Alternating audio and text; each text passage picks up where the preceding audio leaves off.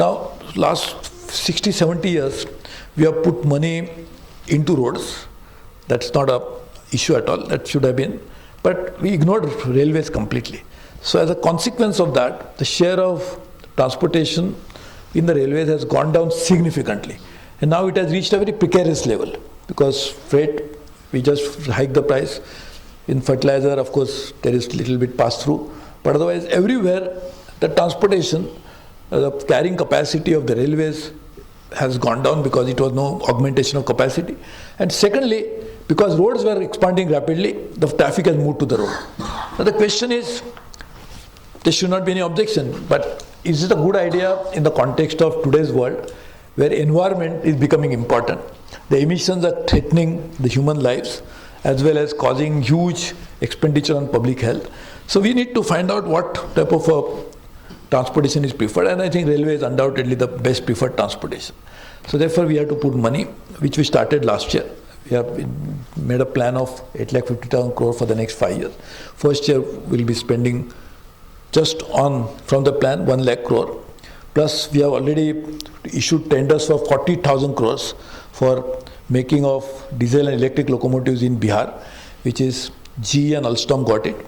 We already, by March, we would issue all the tenders for dedicated freight corridor, which is 82,000 crores, which was languishing for last few years. So 6 years what we did not do, we had in 6 months. The standalone projects, what is the use of that? So each of these will actually bring in the technology, will create a supply chain, which will bring in a new paradigm shift into the way that we use the transportation sector. So this itself will bring in a huge development of SMEs, which will create a huge employment stream, and this again will add to the GDP growth. The other benefit that the SMEs will have, as you know, you are all in business, is that if you develop a supply chain, not only is going to supply to you, he may be owing me to you, he will supply to you for some time, but over a period of time, he can supply to anybody else. And therefore, you get integrated into the global supply chain when you bring in the best technology, particularly catering to the global numbers like GE and Alstom. So and then over the Japanese now, in case of this, or in case of dedicated freight corridor also is the Japanese. So betting the best anchors for investment is going to bring in a huge spin-off benefit over a period of time. I don't see any tenders, not seen 1 rupee tender since I become minister.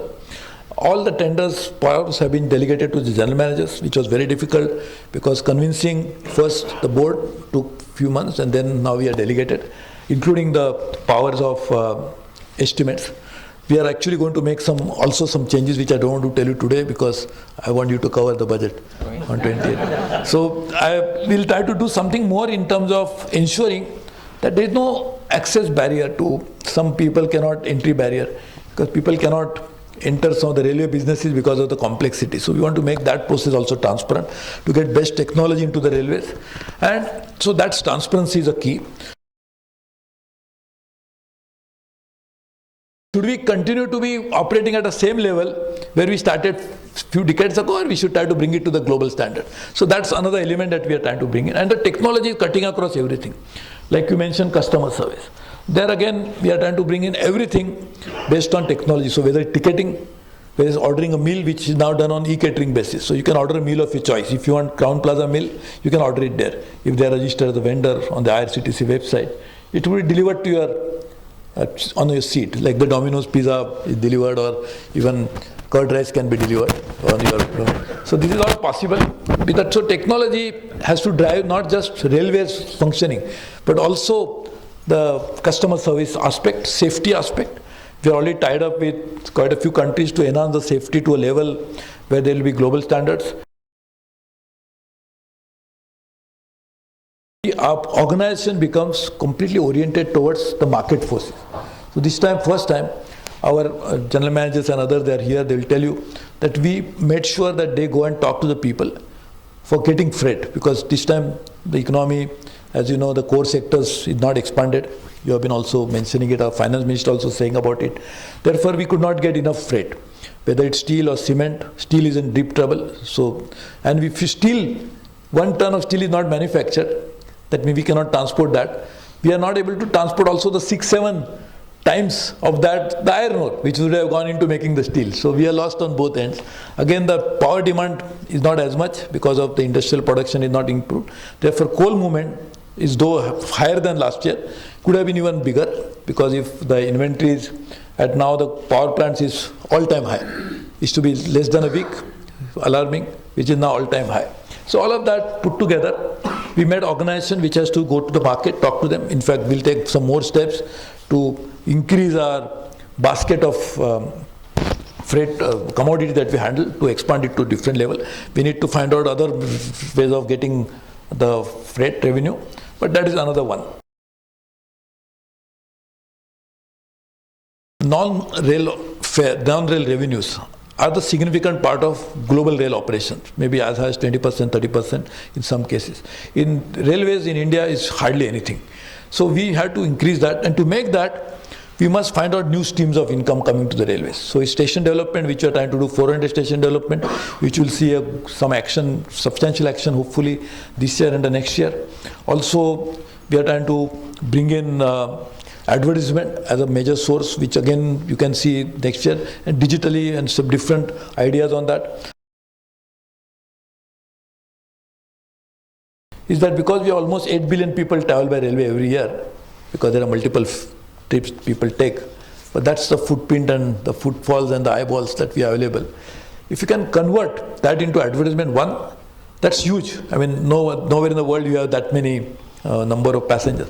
It is more than the global population, because global population is only 7.3 billion. But also, if you can use the data, which have not been tried anywhere in the world. So when the Google CEO met me recently, I was telling him, because Google is the one who knows how to convert data into money.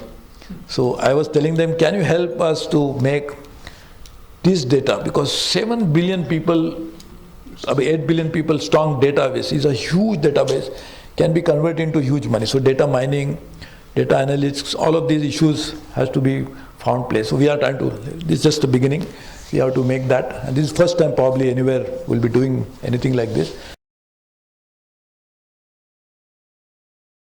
In India, you cannot bring in structural changes which are doing in significant way, which I'm sure somebody will ask me, I'll tell you, but we are trying to bring in a regulatory framework.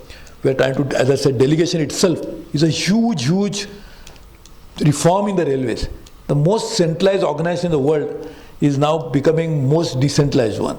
And therefore, this again was a very big change. Transparency is a big change. So these are all changes.